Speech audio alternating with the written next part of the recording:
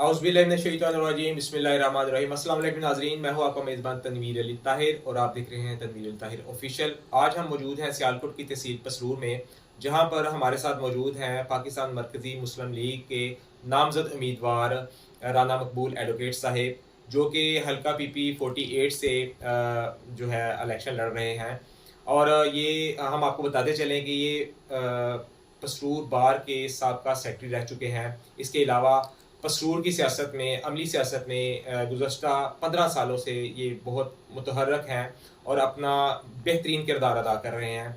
आज हम इनसे बात करेंगे और हम अपने नाज़रीन को एक बात और बताते चलें कि राना मकबूल अहमद एडवोकेट साहिब, राना मकबूल हुसैन एडवोकेट साहिब एक दिलकश और सहर अंगेज़ शख्सियत के मालिक हैं। तो आज हम अपने नाज़रीन से इनकी मुलाकात करवाने जा रहे हैं। तो आइए हम उनसे बात करते हैं। अस्सलाम वालेकुम। जी वालेकुम अस्सलाम। तनवीर भाई क्या हाल है आपके? आप ठीक ठाक हैं? खैरियत है जी? जी, अल्हम्दुलिल्लाह, अल्लाह का बड़ा शुक्र है जनाब। बहुत-बहुत शुक्रिया राना साहब, आपने अपना कीमती वक़्त हमारे लिए निकाला और हमारी जो ऑडियंस हैं वो आपसे बात करके यकीनी तौर पे उनको बहुत अच्छा लगेगा। तो आज हम आपसे पसरूर की आवाम की और हल्का 48 की आवाम की बेहतरी के हवाले से बात करने के लिए हाज़िर हुए हैं। तो आपसे हम पूछेंगे कि आपने पाकिस्तान मुस्लिम मरकज़ी मुस्लिम लीग को क्यों ज्वाइन किया? सबसे पहले हमारा आपसे ये सवाल है कि आपने पाकिस्तान मरकज़ी मुस्लिम लीग को क्यों ज्वाइन किया? सबसे पहले तो आपका शुक्रिया जी, आपने अपना कीमती वक़्त निकाला।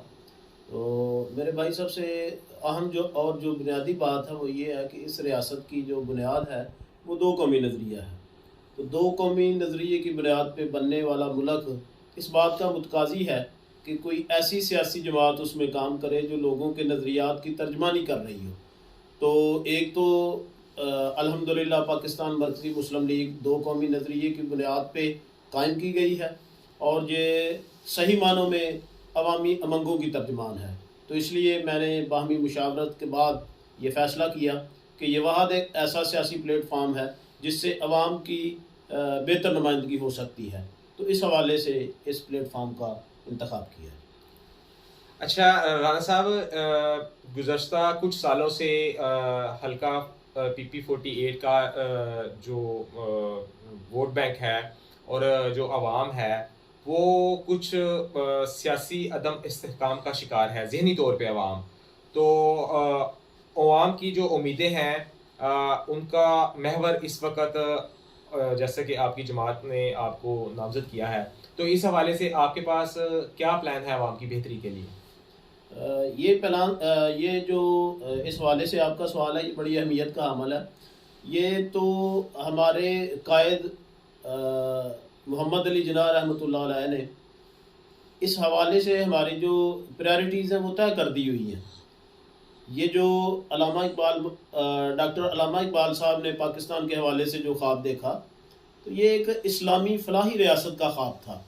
तो हमने ना सिर्फ इस रियासत को इस्लामी उसूलों पे इस्तवार करना था, बल्कि एक फलाही रियासत बनाना था। तो इस फलाही रियासत की क़याम के लिए जो पार्टी, जो तहरीक काम करेगी, वही सही मानों में अवाम की तर्जमान होगी। तो पाकिस्तान मरकज़ी मुस्लिम लीग ना सिर्फ इस हवाले से कि वो दो कौमी नज़रिए की मुहाफ़िज़ जमात है, बल्कि वो अवाम की फ़लाह के लिए उस पे यकीन भी रखते हैं। तो इंशाअल्लाह इस प्लेटफार्म से हम ना सिर्फ रियासत की खिदमत करेंगे, बल्कि अवाम की सही मानों में खिदमत करेंगे और उनकी फ़लाह के लिए, उनकी बेहतरी के लिए जिस हद तक हो सका इंशाअल्लाह इसको हम जहाद समझ के इस अपनी ज़िम्मेदारी को पूरी करने की कोशिश करेंगे। अच्छा राना मकबूल एडवोकेट साहिब, आप ये बताइए कि आपने ये जो जमात ज्वाइन की है पाकिस्तान मरकज़ी मुस्लिम लीग, इनका अवाम के हवाले से अवाम की बेहतरी के लिए, जैसे कि पूरे पाकिस्तान में ये बिल्कुल नई जमात है, तो इनके पास अवाम की बेहतरी के लिए क्या विज़न रखती है आपकी जमात? एक तो मैं आपके सवाल के हवाले से ये बात भी क्लियर करता चलूँ कि ये हमें मुख्तलिफ़ सियासी हवालों से, सियासी जमातों के हवाले से हमने बेशुमार तजर्बात कर लिए हैं और जितनी सियासी जमातें यहाँ पे काम कर रही हैं या इससे कबल वो कर चुकी हैं, इन तमाम लोगों ने इक़्तिदार में आके जो अपनी सियासी साख है वो खो दी हुई है। तो इन तजर्बात के बाद किसी मज़ीद तजर्बे की अब गुंजाइश बाकी नहीं है। अब सिर्फ उन लोगों पे एतमाद किया जा सकता है जो एतमाद करने के काबिल हैं। हमारा जो वोट है ये चूँकि कौम की अमानत है, और अमानत हमेशा सही मानों में उन लोगों के सुपुर्द करनी चाहिए जो अमानतदार भी हैं। तो पाकिस्तान मरकज़ी मुस्लिम लीग सही मानों में अमानतदार लोगों की जमात है, ये दयानतदार लोगों की जमात है, और ये अवामी खैर खा जमात है। तो इस हवाले से एक तो मैं ये समझता हूँ कि यही वो जमात है जो सही मानों में लोगों की खिदमत करने का जज्बा रखती है, और दूसरा किसी भी जमात की कामयाबी के लिए उसका जो वर्कर है उसकी बड़ी बुनियादी अहमियत है। तो पाकिस्तान मरकज़ी मुस्लिम लीग के पास जिस हद तक कमिटेड काम करने वाले डिवोटेड लोग मौजूद हैं, पाकिस्तान में कोई दीगर ऐसी जमात नहीं है जिसके पास इस किस्म के वर्कर्स मौजूद हों। तो हमारे वर्कर्स की जो मेहनत है वो उसकी बाकायदा मिसालें मौजूद हैं। आप माजी में अगर नज़र दौड़ाएंगे तो ये हमारे ज़लज़ले से लेके पाकिस्तान में आमदा जो सैलाब की तबाहकारियाँ थी, तो हमारी इस पार्टी के नौजवानों ने, वर्कर्स ने, इसके मेंबर्स ने इंतहाई जांफशानी के साथ ना सिर्फ मेहनत की है बल्कि लोगों की खिदमत की है। ये पहाड़ों तक लोगों की खिदमत के लिए गए, ये दरियाओं में लोगों की खिदमत के लिए गए, ये समंदरों में भी लोगों की खिदमत के लिए गए। तो हम खिदमत पे यकीन रखते हैं और हमारी जमात भी अवामी खिदमत पे ही यकीन रखती है। तो इसलिए जितना पोटेंशल पाकिस्तान मरकज़ी मुस्लिम लीग के पास वर्कर्स की सूरत में है, इसका कोई नेमल बदल नहीं है किसी दूसरी जमात के पास। तो हम ये यकीन से कह सकते हैं कि यही वो जमात है, इसी जमात के वो कारकुन हैं जो पाकिस्तान को सही मानों में फलाही रियासत बना सकते हैं। तो इंशाअल्लाह ये जमात अपना जो किरदार है वो अदा करेगी और पाकिस्तान को सही मानों में इस्लामी और फलाही रियासत इंशाअल्लाह बना के हम दम लेंगे। जी माशाल्लाह, जैसे कि आपकी मैं ज़ाती तौर पे बड़ा मुतासर हुआ हूँ आपकी, जैसे बुनियादी तौर पे आपने जो नज़रियात बताए हैं वो बिल्कुल ही इल्लामा इकबाल रहमतुल्लाह अलैह और कायद आज़म जो हैं रहमतुल्लाह अलैह उनके नज़रियात के बिल्कुल ऐन मुताबिक हैं। तो ये तो बड़ी अच्छी बात है। लेकिन राना साहब, ये बातें ये कहानियाँ लोग पहले भी लोगों को सुनाते आए हैं, आपको पता ही है। तो बाद में होता ये है कि अवाम के साथ धोखा हो जाता है। तो आपकी जमात ऐसा तो नहीं कुछ करेगी अवाम के साथ कि जो जैसे दूसरे सियासतदान सिर्फ बातें करते हैं, तो बातों की हद तक वैसे ये चीज़ जैसा कि आपने बताया अमली तौर पे मौजूद है कि आपकी जमात बिलाशुबा जो है वो एक फलाही जमात आज से पहले थी, सियासत में बिल्कुल नहीं है। तो ऐसा तो नहीं होगा कि ये सियासत में आके तो कुछ जैसा कि हो जाता है? नहीं जी, हमारा इसमें जो नस्बुल ऐन है वो अवामी खिदमत है, वो अवामी फलाह है और रियासत की फलाह है। तो आपके सवाल में ही आपका जवाब है कि हमने ये लोगों को अमली तौर पे करके दिखाया है। ये हम महज बात की हद तक मैं ये बात नहीं कर रहा हूँ, या मफरूज़े की हद तक बात नहीं है। अमली तौर पे सारी दुनिया ने देखा है, पूरी कौम ने देखा है, और बिलखसूस उन लोगों ने जो लोग नागहानी आफात में घिरे हुए लोग थे, उन्होंने देखा है कि किस तरह ये पाकिस्तान मरकज़ी मुस्लिम लीग का वर्कर घर घर तक पहुँचा है, हर घर पे दस्तक दी है, हर उजड़े पुजड़े लोगों के साथ वहाँ पे मिल के उनकी मुश्किलात में वो शामिल हुए हैं, उनके दुखों में ये लोग शरीक हुए हैं। तो हम तो सियासत को इबादत के तौर पे ले रहे हैं। तो जब आपकी नीयत ठीक होगी, आपका इरादा ठीक होगा, तो अल्लाह की ज़ात आपके साथ इंशाअल्लाह फिर आपकी मदद करेगी, और अल्लाह की नुसरत से ही इंशाअल्लाह हम ये तहैया करके निकले हुए हैं। हमने ये अपना नस्बुल ऐन बनाया है कि इस रियासत को भी इंशाअल्लाह फलाही रियासत बनाएंगे और अपनी पार्टी को लोगों की सही मानों में खिदमतगार पार्टी बनाएंगे। तो अमली तौर पे हमने साबित कर दिया है। आइंदा भी जब साथ आप लोग हमारे साथ चलेंगे, हमारा साथ देंगे, तो इंशाअल्लाह ये बात यकीन से कही जा सकती है कि हम आपकी खिदमत करेंगे, आवाम की खिदमत करेंगे, इस मुल्क की खिदमत करेंगे और इस मुल्क की नज़रियाती असास की इंशाअल्लाह खिदमत करेंगे। जी राना साहब, एक और मेरे जहन में सवाल उठा है कि आप जो हल्का PP48 की पिसी हुई अवाम है, इससे पहले तकरीबन अवाम की फलाह व बहबूद के लिए जितने भी सियासतदान आए, उन्होंने कोई भी अपना किरदार अदा नहीं किया सिवा ज़बानी जमा हर्ष के या ज़बानी कलामी वादों के। तो आप हल्का PP48 के अवाम के लिए क्या पैगाम उनको देना चाहते हैं? ये भी हमें हमारे नाज़रीन को आप बताइएगा। ये बड़ी बदकिस्मती की बात है कि आज तक तहसील पसरूर की फलाह के लिए जो हमारे नुमाइंदगान थे उन्होंने अमली तौर पे कोई इक़दाम नहीं उठाए हैं। तो इनकी इसी बेहिसी को देखते हुए और तहसील की आवाम के साथ अदम दिलचस्पी को देखते हुए हमारे अहबाब ने ये मशवरा किया और हम इस नतीजे पे पहुँचे कि हमें अमली तौर पे आगे कदम बढ़ाना चाहिए। इंशाल्लाह हम जो अज़म लेके आए हैं उससे ना सिर्फ हम इस तहसील की किस्मत को इंशाल्लाह तब्दील करेंगे, बल्कि हम इस तहसील के अवाम की बेहतरी और भलाई के लिए, अच्छे मुस्तकबिल के लिए भी जो इक़दाम हो सकते हैं वो करेंगे। तो बिलखसूस इसमें एक दो शोबे के हवाले से मैं आपकी बात की तवज्जो से ये अपने नाज़रीन तक पहुँचाना चाहूँगा कि हमारा सेहत का शोबा हो, तालीम का शोबा हो, ये क्योंकि हमारे मुस्तकबिल की ज़ामन है ये चीज़ें, और हमारे जो नौजवान हैं उनके लिए ये बुनियादी हकूक़ में भी ये चीज़ शामिल है। तो हम इंशाल्लाह फोकस करेंगे कि तहसील पसरूर के अवाम के लिए जो बुनियादी सेहत की सहूलतें हैं उनको यकीनी बनाया जाए, और इसी तरह जो तालीमी हवाले से ज़रूरियात हैं, जो सहूलियात हैं, उनका काफ़ी फुकदान है।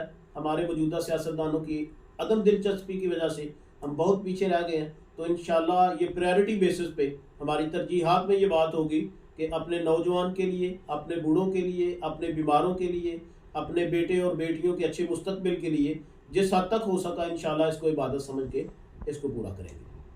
अच्छा राना साहब, एक आपसे गुफ्तगू करते हुए बहुत अच्छा लग रहा है, और आवाम की, जैसा कि हम तो आवाम के नुमाइंदे हैं, उनकी बात अब हमने आप तक पहुंचानी है। तो होता ही है इलेक्शन के बाद कि, बल्कि हम भी देख रहे हैं, ये आपकी बात नहीं है, आपको हमने देखा है कि आप जब भी सियासत करते हैं तो चाहे इक़्तिदार में हो चाहे इक़्तिदार से बाहर हो, तो आप आवाम के बीच रहते हैं। तो होता ही है कि अभी इलेक्शन शुरू हुआ है, तो जितने MPA MNAs हैं वो सारे जो हैं वो सड़कों पे आ गए हैं। तो आप अल्लाह करे कि आप माशाल्लाह मुंतखब हो जाएं और इक़्तिदार के ऐवानों में जाएं और आवाम की नुमाइंदगी करें, क्योंकि आपका विज़न बहुत अच्छा है, आपकी जमात का विज़न बहुत अच्छा है। हम आपके लिए दुआगो हैं, पाकिस्तान के बेहतर मुस्तकबिल के लिए दुआगो हैं। लेकिन होता ये है कि अक्सर व पेशतर ऐसे होता है कि इक़्तिदार में आके तो वो अवाम में आना भूल जाते हैं। तो फिर 4 साल बाद 5 साल बाद जब इलेक्शन आते हैं तो फिर ही जो मुंतखब नुमाइंदगान हैं वो दोबारा अवाम में वोट के लिए आते हैं। तो ऐसा कुछ तो नहीं होगा अवाम के साथ? अवाम के जहन में, हमारी जो ऑडियंस है, ज़रूर ये सवाल आता होगा। आप इस हवाले से बताइएगा। बड़ा अच्छा सवाल है जी आप। मैं ये समझता हूँ कि जिस तरह इस मिट्टी का कर्ज है हमारे सर पे, इसी तरह हमारी आवाम का, हमारे भाइयों का, हमारे अवाम का हमारे ऊपर एक कर्ज है। बेशक अगर अल्लाह करीम हमें इंशाअल्लाह ताला, हम पर उम्मीद हैं और हमें इस बात पे यकीन है कि अल्लाह करीम इंशाअल्लाह हमारी जो जमात के तवस्सुत से लोगों की खिदमत के हवाले से हमारी जो ज़िम्मेदारी है उसको पूरा करवाएगा, और इंशाअल्लाह अल्लाह की तौफीक से, अल्लाह की रहमत से और आप लोगों की और आवाम की मोहब्बत के साथ इंशाअल्लाह हम कामयाब होंगे। जब हम कामयाब होंगे तो वो कामयाबी हमारी कामयाबी नहीं है, वो आवाम की कामयाबी है। जिनके कंधों पे बैठ के आप इक़्तिदार के ईवानों में जाते हैं तो उन कंधों को फिर किसी बोझ के तले नहीं आपको दबाना चाहिए, बल्कि उन कंधों की मजबूती के लिए आपको इक़दामात उठाने चाहिए। हम अपनी ज़ात के लिए सियासत नहीं कर रहे हैं, हम किसी मफादात की खातर सियासत में नहीं आए हैं। हम एक मिशन के तहत, एक एजेंडे के तहत आए हैं। हमने इस बात का अपनी जमात को भी यकीन दिलाया है, और इस बात पर का आप ये भी कह सकते हैं कि इस बात का हलफ लिया है कि अगर अल्लाह ने हमें मौका दिया, हमसे अल्लाह ने काम लिया, तो इंशाअल्लाह ताला अपनी ज़ाती तरजीहात से बढ़ के अवामी तरजीहात को मद्देनज़र रखेंगे और इन लोगों की भलाई के लिए, फलाह के लिए दिन रात एक करके इंशाअल्लाह मेहनत करेंगे और ये साबित करेंगे कि हम खिदमतगार हैं।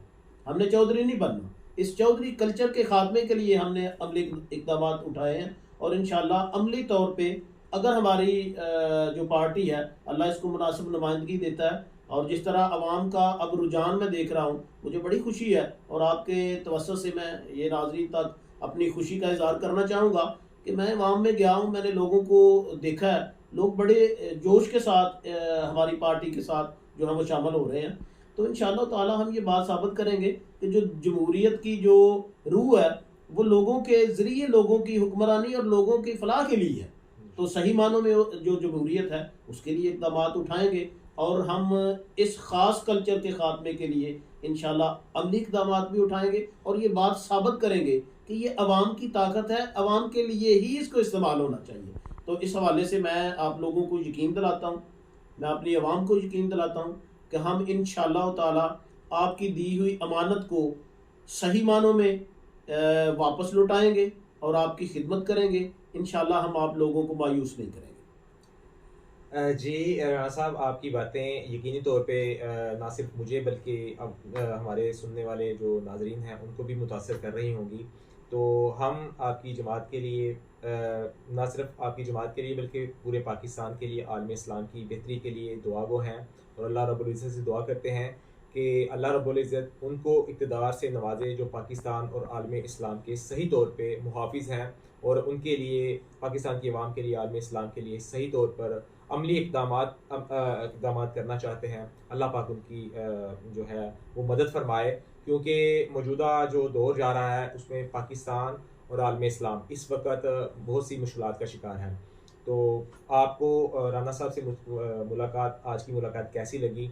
हमारे नाज़रीन को ये कमेंट सेक्शन में कमेंट करके ज़रूर बताइएगा और हमारी वीडियो को ज़्यादा से ज़्यादा लाइक एंड शेयर कीजिएगा। आपका मेज़बान तनवीर अली ताहिर आपसे इजाज़त चाहता है। अल्लाह निगहबान।